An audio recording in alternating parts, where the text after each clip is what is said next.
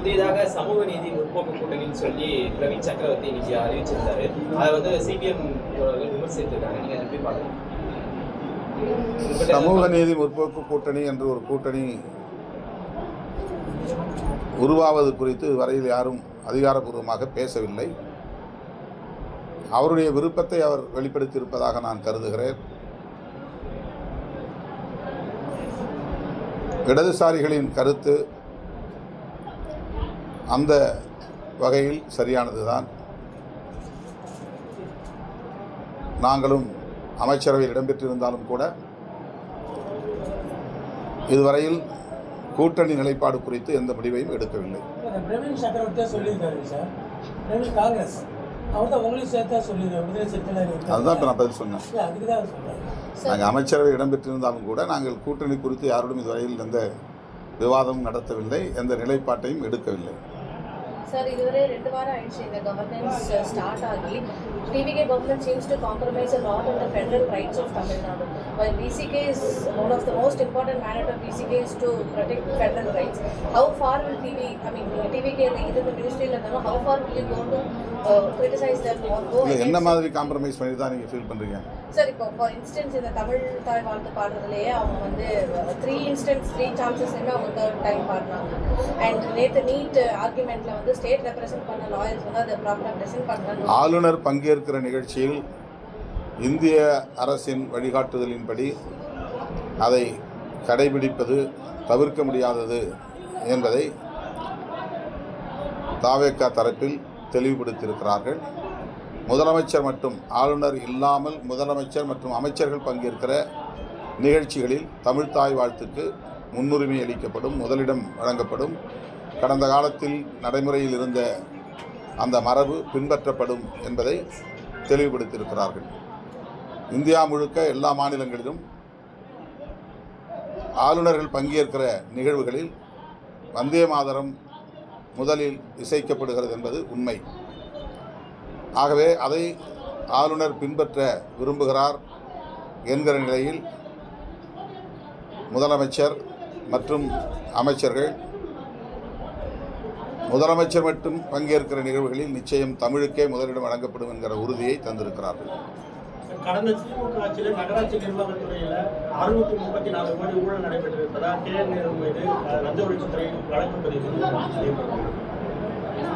இன்னைக்கு பதிவு நீதிமன்ற வழிகாட்டுதல்படி நீதிமன்ற வழிகாட்டுதலின்படி வழக்கு பதிவு செய்யப்பட்டிருக்கிறது என்றால் இதில் அரசியல் உள்நோக்கம் இருப்பதாக நாம் சொல்ல முடியாது.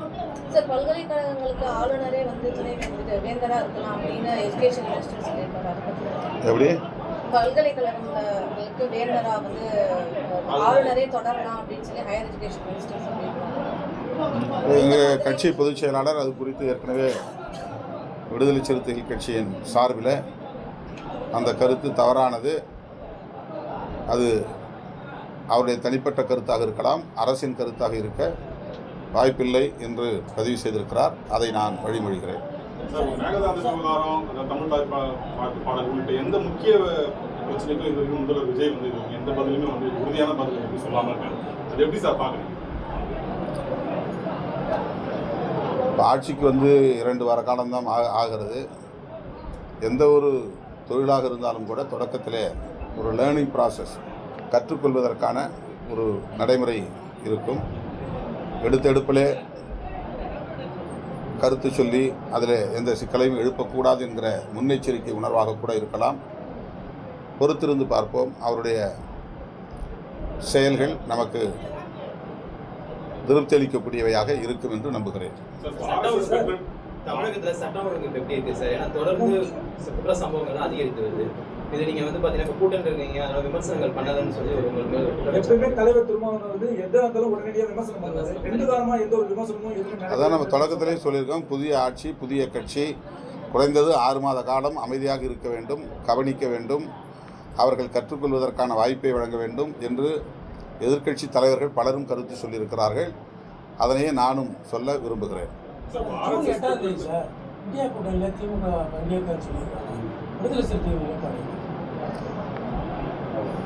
இந்தியா பிளாக் என்கிற மதச்சார்பின்மைக்கான தேசிய அளவிலான அந்த கூட்டணி அமைந்ததில் திராவிட முன்னேற்றக் கழகத்தின் பங்கு மகத்தானது. அவர்களும் இந்த கூட்டணியை உருவாக்குவதற்கு பெரும்பங்கு அளித்திருக்கிறார்கள். அவர்கள் இல்லாமல் இப்போது இந்தியா கூட்டணி முதல் முறையாக கூடுகிறது என்பது உள்ளபடியே கவலை அளிக்கக்கூடிய ஒன்றுதான். அதற்காக பெரிதும் வருந்துகிறோம்.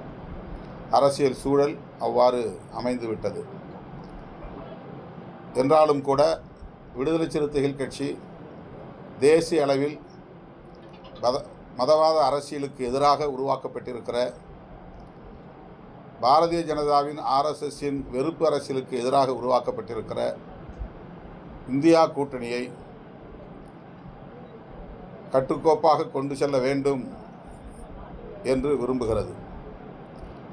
அது சிதறிவிடக்கூடாது என்று விரும்புகிறோம்.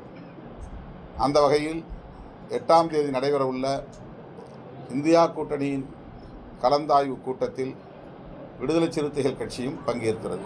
சார், அண்ணாமலை புதுசா ஒரு கட்சி தொடங்கியிருக்காரு. அதை பத்தி நீங்க என்ன நினைக்கிறீங்க சார்? கட்சி தொடங்குறதா அவர் அறிவிக்கல. ஒரு அமைப்பு சார், ஒரு அமைப்பு தொடங்குறது ஆன்லைன் தேர்தலில் போட்டியிடும் அதை எப்படி பாக்குறீங்க? தேர்தலில் போட்டியிடும் within 4 hours 6 லட்சம் பேர் மெம்பர்ஸ் ஆயிட்டாங்க அப்படின்னு சொல்லி சொல்றாங்க ஆன்லைன்ல. எப்படி பாக்குறீங்க? பாஜக முகத்தோடு இங்கே வந்தவர் நண்பர் அண்ணாமலை அவர்கள் பாஜகவுக்கு தமிழ்நாட்டிலே இடமில்லை என்பதை மீண்டும் இந்த தேர்தலில் தமிழ்நாட்டு மக்கள் உறுதிப்படுத்திவிட்டார்கள். எனவே அண்ணாமலை அவர்கள் தமிழ்நாட்டு மக்களின் உணர்வுகளை பிரதிபலிக்கக்கூடிய வகையில் வேறு முழக்கங்களோடு அவர் களம் காண விரும்புகிறார் என்று நான் கருதுகிறேன். பாஜகவின் இன்னொரு முகமாக இல்லாமல் அது முற்றிலும் புதிய முகமாக தமிழ்நாட்டு மக்களின் உணர்வுகளை பிரதிபலிக்கிற முகமாக தமிழ்நாட்டு மக்களின் மாநில உரிமைகள், மொழி உரிமைகள், இன உரிமைகள் உள்ளிட்ட தனித்துவத்தை பாதுகாக்கக்கூடிய ஒரு அரசியல் முகமாக இருக்குமேயானால் மகிழ்ச்சியோடு அவரை வரவேற்க கடமைப்பட்டிருக்கிறோம். காங்கிரஸ் கூட்டணியில திமுக இன்னும் தொடர்புன்னு சொல்லி கிரீச்சோட சொல்லியிருக்காரு பத்திரிகையாளர் சந்திப்பு. அப்படி இருந்தால் மகிழ்ச்சி. தமிழ்நாட்டில் 717 மதுபான கடைகள் மூடப்படும் அறிவிச்சு இது வரைக்கும் 400க்கும் குறைவாக மதுபான கடைகள் தான் மூடப்பட்டிருக்கு. இது ஒரு நல்ல முயற்சி. படிப்படியாக இது நடக்க வேண்டும். நாங்கள் கள்ளக்குறிச்சியில் நடத்திய மது ஒழிப்பு மாநாட்டில் படிப்படியாக சாராய கடைகளை மூட வேண்டும் என்கிற தீர்மானத்தை நிறைவேற்றியிருக்கிறோம்.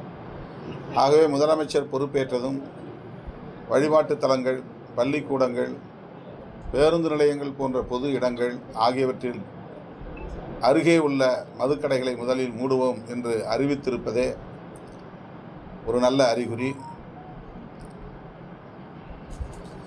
அந்த அறிவிப்பில் பாதி அளவு கடைகள் இப்போது மூடப்பட்டிருக்கின்றன.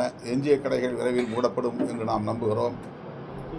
இந்த அறிவிப்போடு இல்லாமல் அடுத்தடுத்து படிப்படியாக மதுக்கடைகளை மூடி முழுமையான ஒரு மதுவிலக்கை தமிழக அரசு நடைமுறைப்படுத்தினால் மகிழ்ச்சி. அதனை வரவேற்று பாராட்ட கடமைப்பட்டிருக்கிறோம். மதுக்கடைகளை தாண்டி கஞ்சா போன்ற போதைப்பொருள் புழக்கம் என்பது தமிழகம் தழுவிய அளவில் வெகுவாக பரவியிருக்கிறது என்பதை தரவுகள் நமக்கு உறுதிப்படுத்துகின்றன. ஆகவே போதைப்பொருள் ஒழிப்பிலும் அரசு தீவிரம் காட்ட வேண்டும். இளம் தலைமுறையினரை பாதுகாக்க உரிய நடவடிக்கைகளை மேற்கொள்ள வேண்டும். உடனடி சவால்கள் என்கிற போது மது மற்றும் போதைப்பொருள் ஒழிப்பு முதன்மை இடத்தை பிடிக்கிறது.